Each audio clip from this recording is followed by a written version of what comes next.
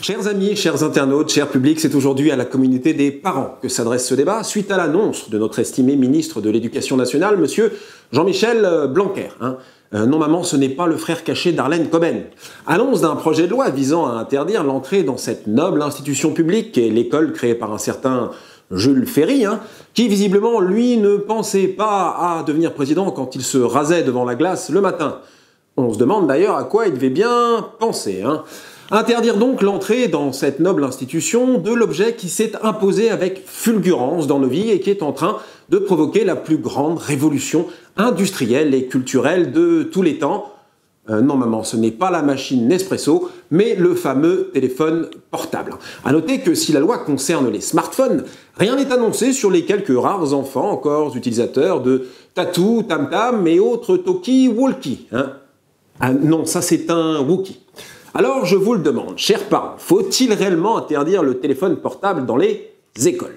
Dans le clan des contres, les arguments sont légion. Si l'école de la République interdit les téléphones de nos enfants en son sein, à quoi va servir le tracker que nous avons fait installer à grands frais dedans et qui permet de vérifier la présence de nos chérubins dans cette dite école?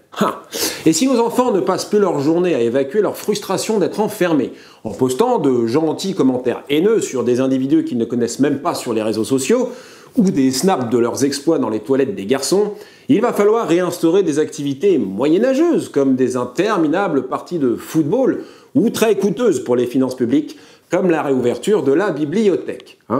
Les pour, eux, revendiqueront bien entendu la loi de 1905 sur la laïcité qui n'a strictement rien à foutre dans ce débat-là, mais en ce moment on se la bouffe à toutes les sauces, alors faut bien la placer. C'est surtout l'hyper-argument de l'égalité des chances qui sera mis en avant, car il faut bien reconnaître que dans le microcosme scolaire, où le caractère de nos enfants se forge, la fracture sociale a la vie dure, et on ne part sans doute pas sur le même pied d'égalité lorsque l'on arrive à la rentrée en 6e avec un iPhone tout neuf, avec un Samsung usagé, ou avec le 3310 recyclé de son grand frère.